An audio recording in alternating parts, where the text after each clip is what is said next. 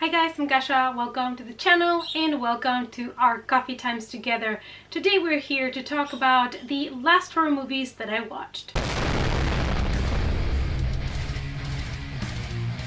It's coffee time.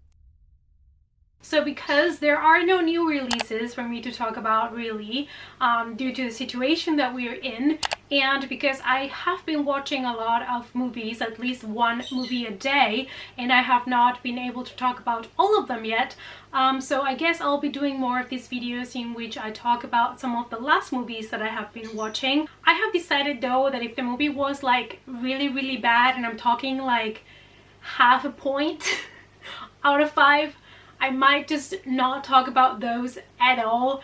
I will only talk about the ones that are 1 star or more, and those are 1 star depends on the movie. So today I have 5 new horror movies for you that I have been watching lately, so let's get to them. First, let's start talking about one that I really enjoyed, and that is End of the Line from 2007. I gave this one 3.5. This was a Canadian independent film that really surprised me in a positive way. I loved the mix of genres. It was super atmospheric and I really enjoyed all the different topics that they touched in the movie. I'm not gonna go through all of them so that I don't spoil for you the twists and the surprises, but we are following a nurse called Karen, and she keeps having this recurring nightmare on the subway. So one day while she's in the subway on her way back home, she starts to meet people and everything starts to get really weird really fast, and it becomes a basically fighting for survival story. In order to give you a better idea of what kind of genres it's combining without spoiling too much, I can let you know that this is a great slasher with perfect, nice, gory, bloody moments that is also kind of addressing doomsday. The action never stops from beginning to end, and for being a low-budget movie, it was great. It had great, shocking moments, and it's definitely a movie that I would love to rewatch. Next, we have a movie that I decided to watch because the cast was appealing to me. We have here Ed Westwick that I really like. We have Mackenzie Davis that I also really like, and that is Freaks of Nature from 2015. Unfortunately, this was a horror comedy for me that flopped, and I only gave it 1 star out of 5.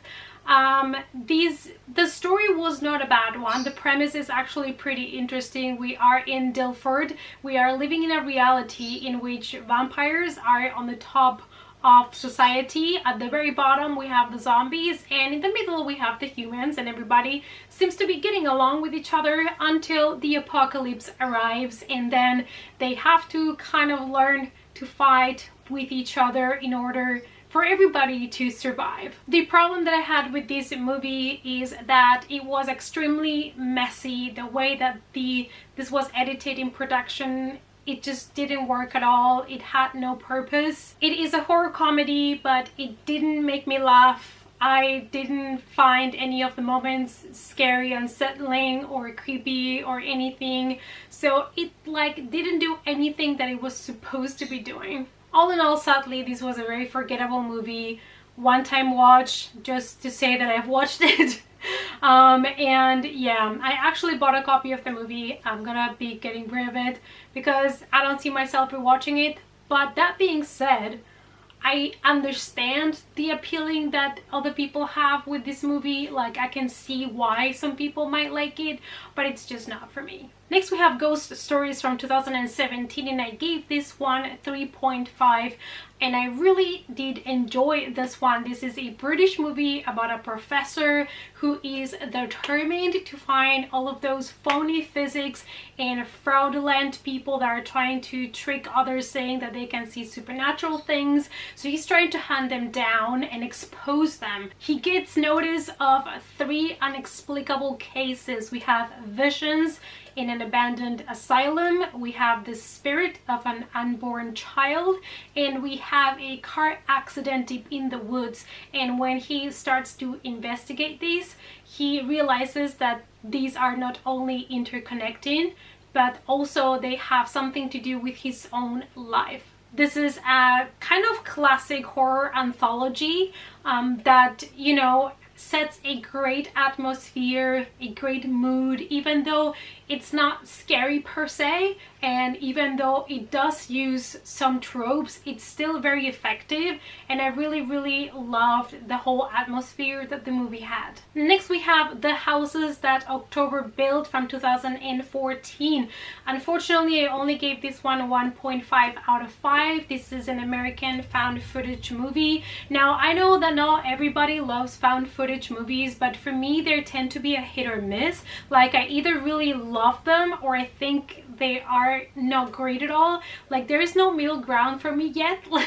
And this sadly was not one that I really loved.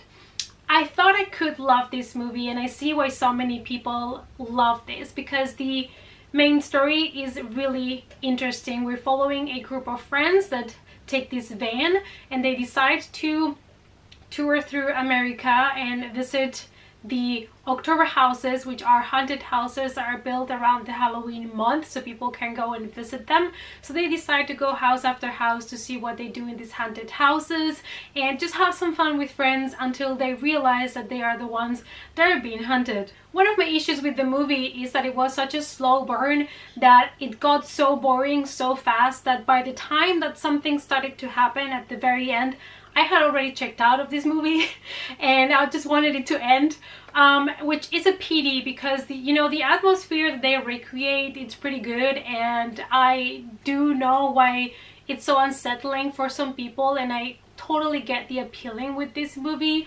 But for me, like, the narrative was so predictable, like everything was kind of meh, so that's what I ended up giving it such a low rating. And let's finish this with one movie that I also really enjoyed, and that is In Fear from 2013.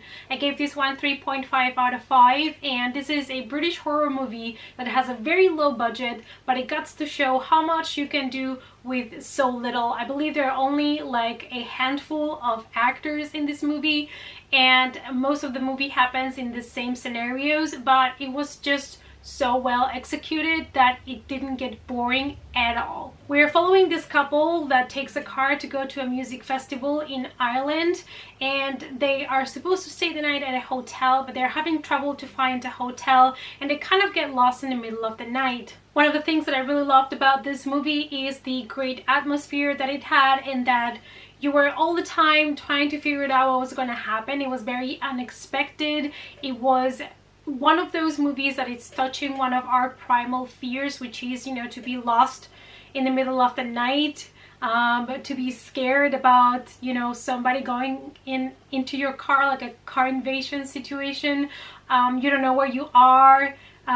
You cannot call anybody for help. Like, one of those really typical situations that can happen to anybody. I think that kind of horror, like psychological horror, works really well instead of the situations that are a little bit more unbelievable. This fear that they have is one of the most primal fears of the human being. I absolutely love the way they utilized everything that they had with a low budget to make the story work, to keep it engaging, and they utilized the road, the car, like the little scenarios that they had. Everything was super well utilized for their own advantage in this movie.